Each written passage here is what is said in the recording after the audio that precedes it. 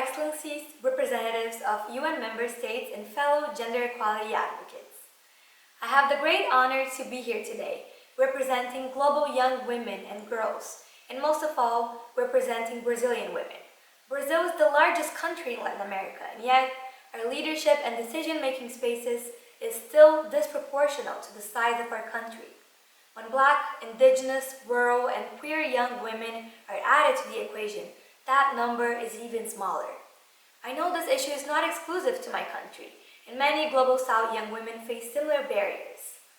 While I'm not alone in my work as a gender equality advocate, I also recognize that many brilliant youth do not get the opportunity to be here in these high-level spaces. I plan on using my privilege to ensure young women are not left out of the conversation. As decision makers, how will you use your privilege to foster transformational change? For the past few years, I have worked as a climate justice advocate for the leadership of women and girls from Latin America in policymaking. Most recently, we have seen a positive shift in terms of gender mainstreaming in climate policy, including in climate finance and adaptation. However, despite the fact that women are among the most vulnerable groups to the effects of climate change, we still have a long way to go before we can have a gender-balanced structure in climate policymaking. Empowering women and girls will lead to everlasting solutions to our biggest collective challenges. Countries with a high representation of women in parliament, for instance, are more likely to ratify environmental treaties.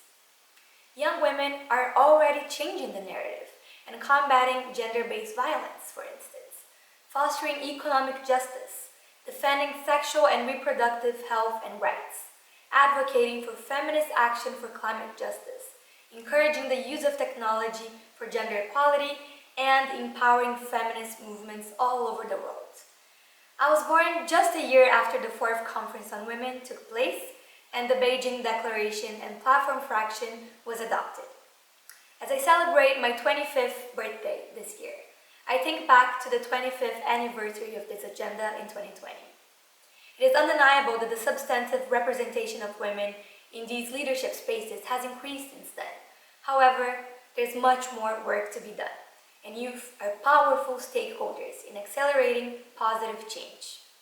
Through our bold solutions, we are committed to transforming outdated social norms that exacerbate discrimination all over the place. However, 25 years have gone by, and youth are still excluded from key political spaces. While 2020 was always supposed to be a landmark year for renewing our commitment to gender equality, it also brought some really unexpected challenges. For young women who already lived in very complex scenarios, especially in the context of occupation and conflict, the COVID-19 crisis exacerbated these realities. The digital divide was also put into focus, shedding light on the gaps in girls' education as the world went virtual. As global leaders, you have the opportunity to foster meaningful participation of youth from marginalized regions, Indigenous youth, LGBTQIA+ youth, youth with disabilities, and youth, migrants, and refugees. And you can work towards an intersectional and intergenerational future for all. I ask that you do not take this opportunity for granted. And most importantly, I ask that you do not waste it.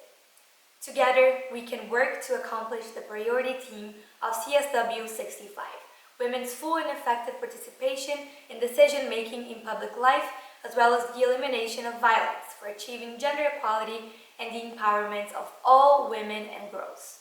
However, I must say, we are also impatient. Research shows that it will take over 250 years before women achieve equal pay, and COVID has placed a magnifying glass in the wage gap, so we need radical change now. In 25 years, when we look back at what decisions were made now, I truly hope we can honor our titles as supporters of the generation equality agenda. Change is possible with strong, resilient, and feminist leadership, but the clock is ticking. Time is indeed up. What will you do about it? Thank you.